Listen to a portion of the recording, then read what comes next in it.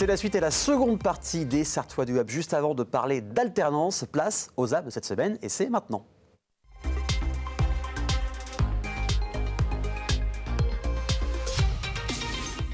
Des pilotes qui ont failli perdre une course à cause d'un café. Alors bouge pas, je t'explique tout.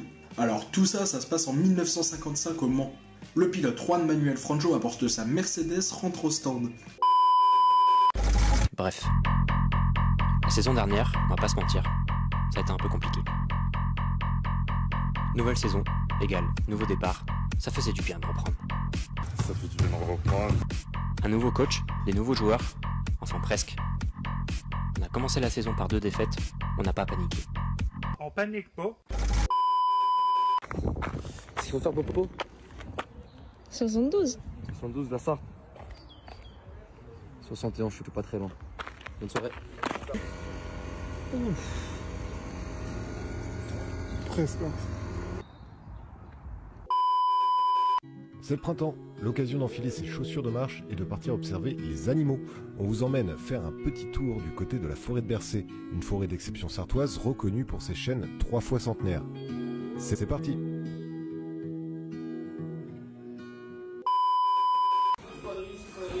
Oh.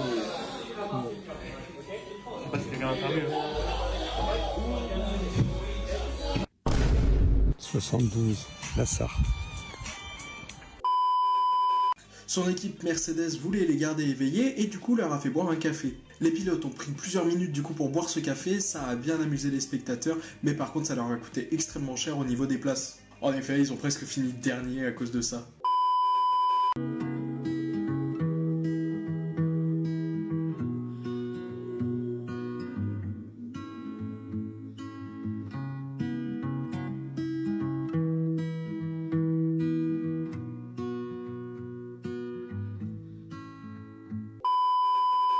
Puis on a commencé à gagner, à regagner, puis à re-regagner. Là, on s'est dit qu'on avait une bonne équipe. Ça, j'achète! À la mi-saison, on avait déjà battu des équipes de haut de tableau. Une première fois Monaco à l'extérieur, Paris, Cholet. Ça, on a aimé. On s'est qualifié pour la Leaders Cup. On est parti avec un effectif de 8 joueurs pro. Là, on s'est dit que ça allait être compliqué. Oublie que t'as aucune chance, vas-y fonce. On sait jamais, sur un malentendu ça peut marcher. C'est passé en quart. C'est passé en demi.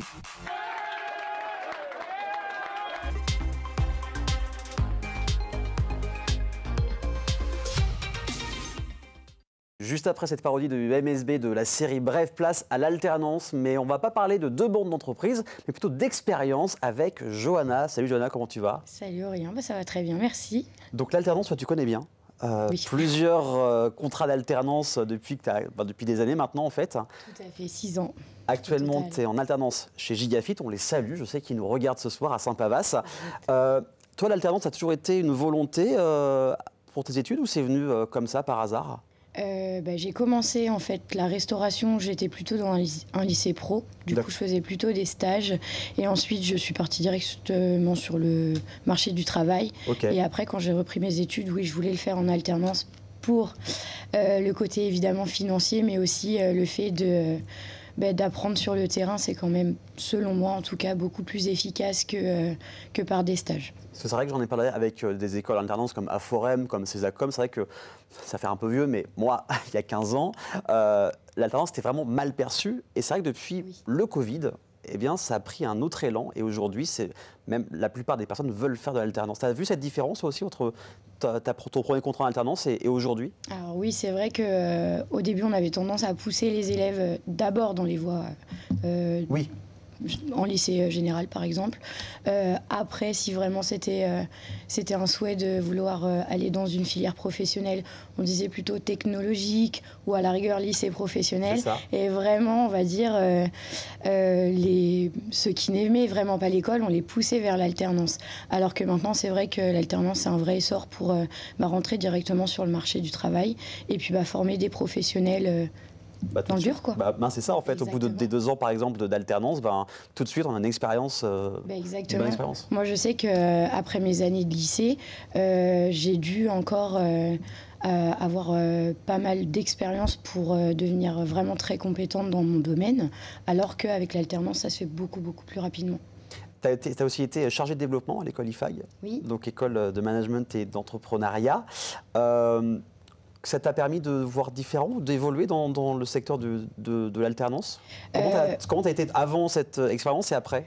Pour le coup, là, j'ai pu mettre en avant mes compétences que j'ai eu du coup à chercher des alternances, mais là plutôt j'ai formé des étudiants à chercher une alternance. Donc je les aidais pour le coup à se mettre en avant, à faire des recherches, donc la prospection, à pitcher, enfin tout ce genre se vendre, finalement. Exactement, à se vendre. Et au final, ça m'a donné une deuxième casquette par rapport à l'alternance et c'était hyper enrichissant. De chercher des alternances aussi de mon côté pour des profils complètement différents, avec des aspirations complètement différentes. C'était sympa. Et c'est vrai que l'alternance, au bout d'un certain âge, on coûte plus cher et c'est beaucoup plus compliqué d'en trouver. Tu es bien placé pour savoir. Oui. Donc là, depuis quelques mois, du coup, tu fais un BPGEPS, activité de la forme, option fitness, musculation et haltérophilie. Tout à fait. Tu es chez Gigafit, du coup, en alternance. Est-ce que ça a été compliqué de trouver une alternance dans ce BPGEPS quand on va dépasser, c'est 26 ans je crois? Alors oui, dépasser 26 ans, on coûte cher. Enfin, on coûte plus cher. Oui. Voilà. Pour la petite anecdote, le jour de ma porte ouverte à l'IRSS, donc l'école où j'apprends la formation, Cyril, du coup, me disait toi, Johanna, 29 ans, l'alternance, c'est mort, tu seras en stage. Super, ça motive. Je dis, ouais, ok, on verra. Donc, j'ai quand même postulé et j'ai eu de la chance d'être prise chez Gigafit parce que, du coup, ils m'ont fait confiance. J'ai la chance aussi d'avoir mon conjoint qui travaille là-bas. Donc, il a pu aussi appuyer sur le fait que, j'ai une personnalité déterminée, qui est bosseuse. Il a pu me vendre pour le coup aussi. J'ai mis tous les moyens que je pouvais justement pour appuyer ma candidature, mais c'est vrai que à partir de 26 ans, pour le coup, l'entreprise débourse plus. En tout cas en termes de salaire pour nous, mais c'est pas pour autant qu'il faut baisser les bras tout de suite, puisque certes on va coûter un peu plus cher, mais à côté de ça, on vient avec notre bagage, notre expérience, et puis pour le coup, on peut apporter certainement d'autres choses que des candidats plus jeunes n'apporteraient pas forcément. Moi, typiquement, j'avais pas beaucoup d'expérience dans le fitness, j'en avais en musculation, mais j'avais toute une expérience en marketing, en développement commercial, prospection, communication. Et je suis arrivée avec mon petit bagage et puis voilà, ils m'ont ouvert les portes. Je peux faire ça. C'est comme ça aussi que tu as été prise chez Gigafit, c'est le fait que tu avais plein de branches finalement, comme tu viens de les dire, communication, marketing, donc commercial aussi. Oui, il se trouve que les gars cherchaient plutôt un alternant coach.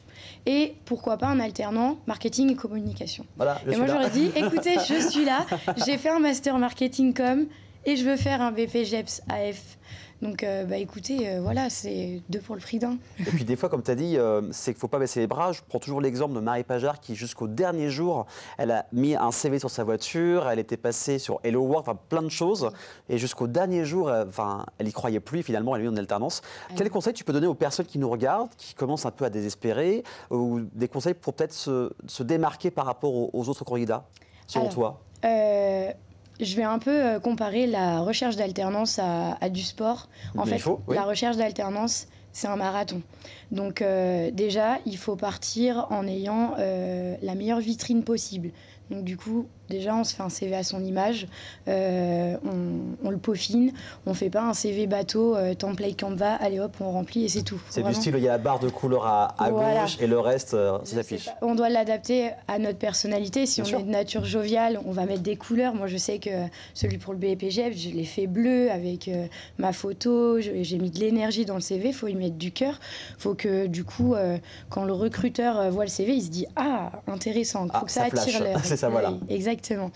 Ensuite, je dirais que il faut y aller, en fait. Il faut se mettre des alarmes sur Internet.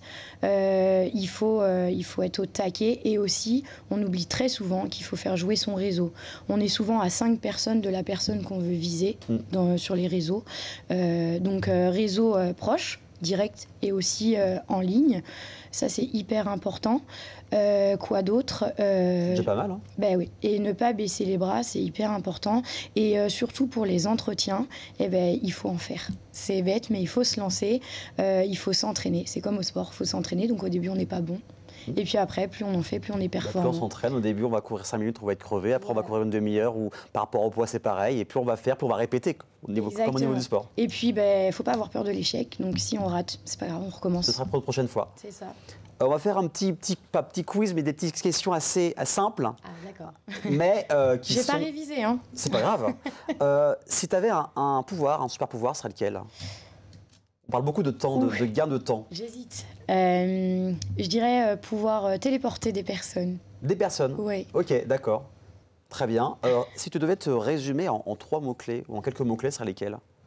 Je dirais jovial, loyal et énergique. C'est bien. Oui. Très très bien.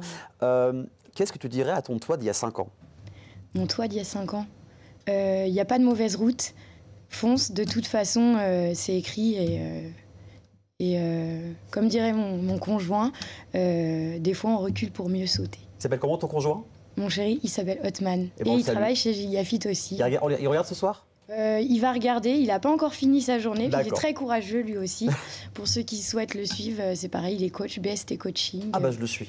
Ah bah oui. Voilà, on le salue en tout cas. Très, très bien. Donc voilà, si vous avez, remettez aussi le replay après, mais voilà, les petits conseils de Johanna pour l'alternance. Voilà, donc on rappelle un CV qui nous ressemble, ne pas hésiter. Le réseau, c'est hyper important. Moi, je vois beaucoup des gens sur LinkedIn, des étudiants sur LinkedIn, il y a juste leur CV, ils ne sont pas actifs. Et le problème, c'est que je suis sûr qu'ils ratent à côté de beaucoup de choses. Le CV qu'on partage sur LinkedIn, on le regarde pas, de toute façon. Voilà. Et puis sinon, il y a ton émission aussi. Voilà, on essaie aussi ici avec LNTV Sarthe de mettre en avant les alternants toutes les semaines. En tout cas, il y a même une liste d'attente pour qu'ils viennent, donc ça fait plaisir. Et prochainement, vous reverrez Johanna parce qu'on va faire un petit reportage pour l'émission chez Gigafit pour parler aussi de l'évolution des salles de sport et de tout ça. Et je suis sûr qu'elle va me faire souffrir. Vous verrez ça d'ici quelques mois. Rassurez-vous. Merci beaucoup Johanna en tout cas. Merci à toi. Avec grand plaisir. Dans quelques instants, à parler à la fois du milieu associatif et aussi d'un entrepreneur à ne pas rater. C'est dans un instant, uniquement sur LNTV Sarthe.